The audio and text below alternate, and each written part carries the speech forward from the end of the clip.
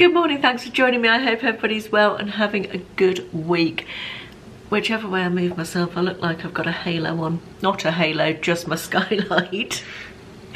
But there we are. I've just made myself a very nice cup of coffee. And I wanted to talk to you today about something a little bit different that I thought merited talking about. Excuse me, I've got a frog in my throat there. Our generation is the last generation that will remember life as adults without the internet. And whilst in many ways the internet, well, I wouldn't be here talking to you if it wasn't for the internet, would I? Whilst in many ways the internet is an absolute blessing and has changed our lives immeasurably, in many ways for the better, there are downsides as well, aren't there? And there's a lot of talk everywhere about unplugging and using the internet less and having a social media detox and all of this stuff. And that is something that I did recently. I did it out of choice, and I just thought it would be quite interesting to talk about my experiences and how I felt about it and any lessons that I learned from it. Now, first of all, to say, I think it would be pretty hard in the average person's life to go a whole week with no internet and no phone. It's probably not something that a lot of us would want to do. My experience of it was on board the Queen Mary when we sailed from New York to Southampton with no stops along the way across the Atlantic last year, and although I could have had access to the internet on board, I chose not to. Cunard isn't one of those cruise lines where you need to be online to book restaurants and all that sort of thing. It's quite old-fashioned in those ways. So I felt it was a good opportunity to completely unplug.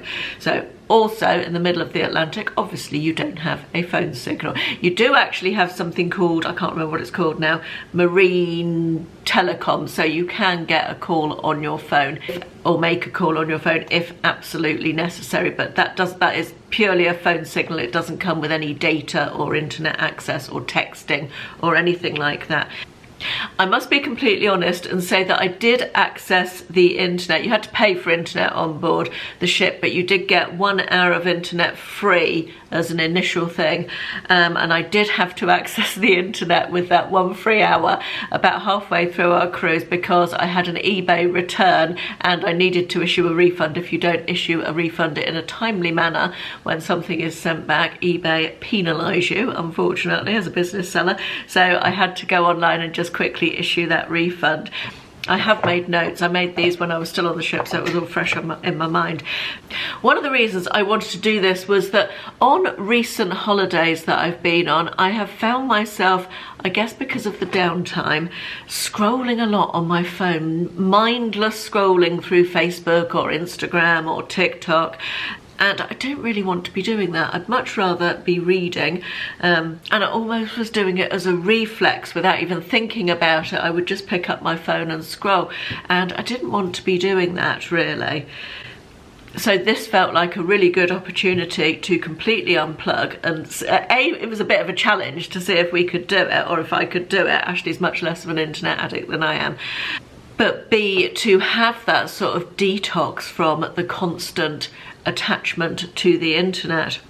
Well, our friends who are also on the cruise with us did the same thing, and we talked about our experience of it together, and it was quite interesting how much of it aligned in terms of how we felt about it. The first thing I noticed was that I kept picking up my phone throughout the day without having a reason or a need to do so, just pure ingrained habit. I would pick up my phone and go to do something on it and then think, oh no, I can't, I haven't got the internet. And that was really weird. It really made me notice how many times through the day that I must pick up my phone, maybe sometimes to do something, but then get sucked into doing other things.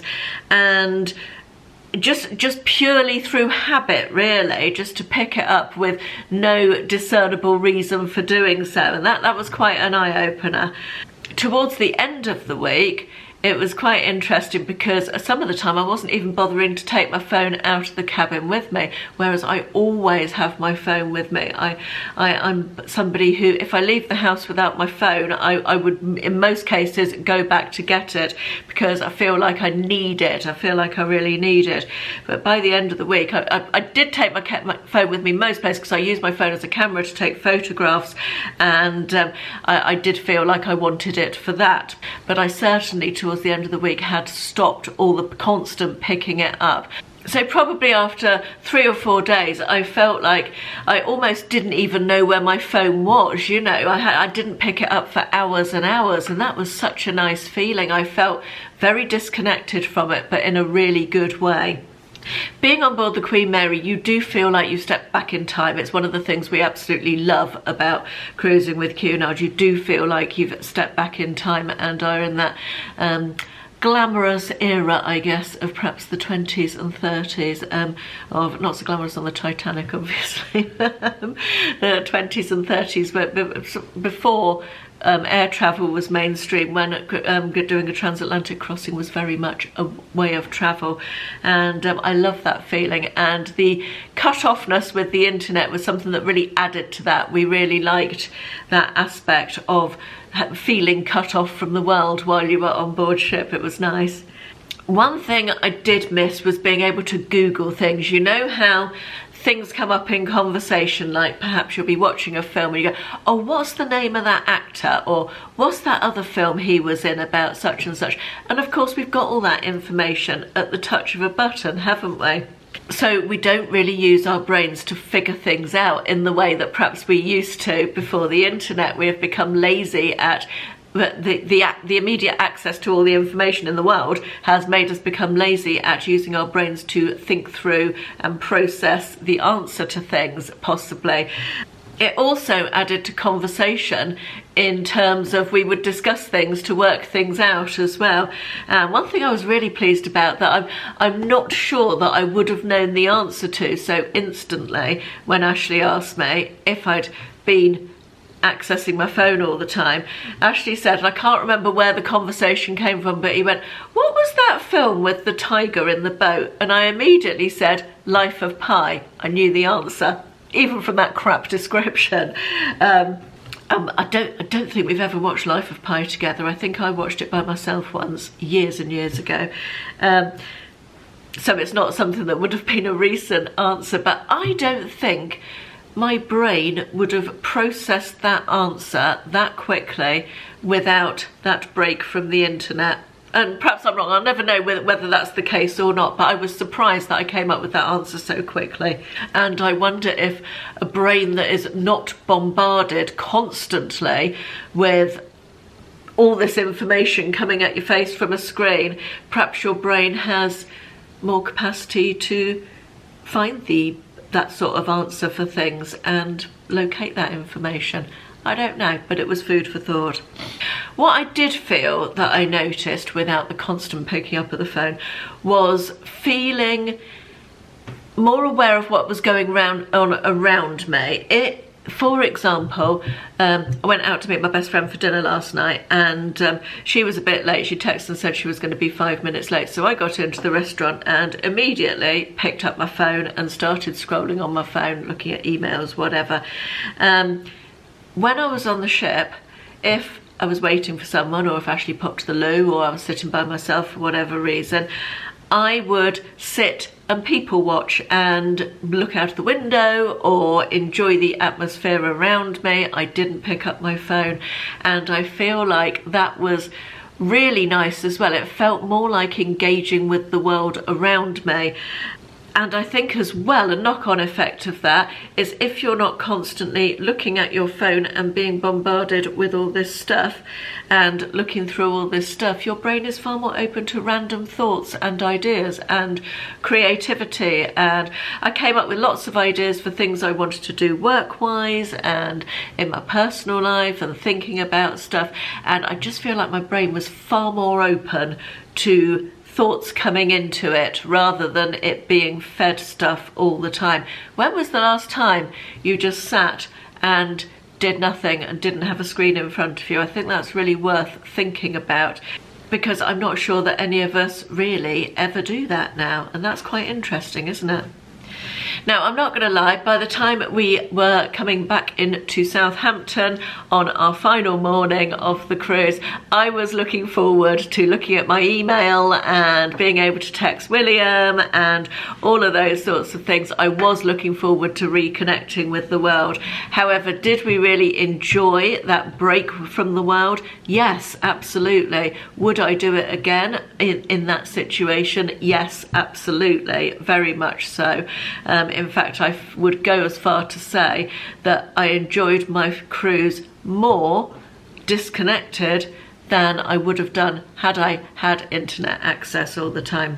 It made me feel like my holiday was more special. I felt more present, to use an expression that I really don't like, but it does serve a purpose, that expression. It does sort of explain, or it is good for explaining something, isn't it? Well, doing what it says. I felt more present in the moment and enjoyed the experience more without having my nose constantly stuck into a screen. So, lessons learned from that. The reason I haven't made this video immediately after coming back from the cruise, I wanted to give myself some time. We've been back a month, coming up a month now. Oh, it is exactly a month, I think.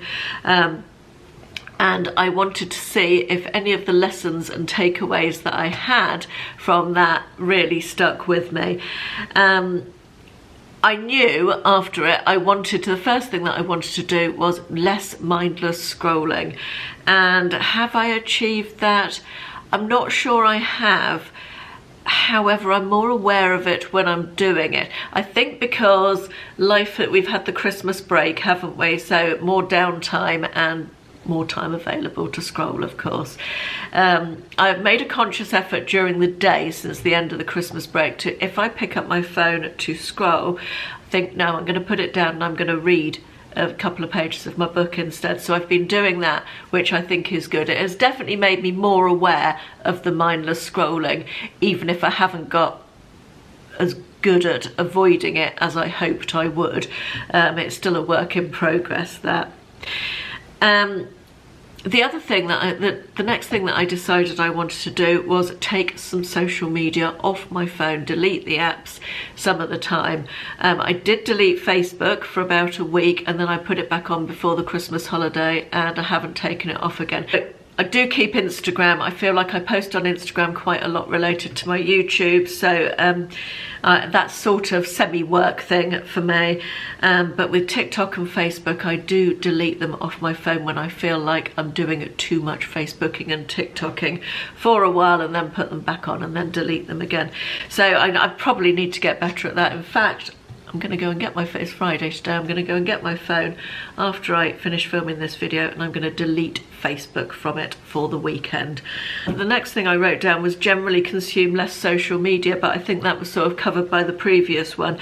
I wanted to clear apps out of my phone that I don't need. I did make a start on this and got sidetracked and haven't done it, but that's certainly something that I do need to do. There's a lot of apps on my phone that I probably don't need, and also on my iPad. I'm quite guarded about what I have on my iPad. I've never put all the messaging apps on there or email, because I wanted my iPad to be something that I use for leisure, for watching YouTube and stuff like that. So I've never had an awful lot of apps on my iPad, but I probably got apps on there that I need to delete as well. So that is something that needs doing. And then the final thing I put down was I wanted to unplug for small pockets of time more regularly. And whilst I haven't managed that since I've been back, I do find it difficult at home, because there's not a day goes by that I don't do some form of work, or, you know, whether that be emails or filming or editing or something like that. So I do need to be in front of a screen quite a lot of the time for that. However, I think in future, when we go away, we've got a weekend away at the end of this month, and or a couple of days away at the end of this month, a couple of days away at the end of February.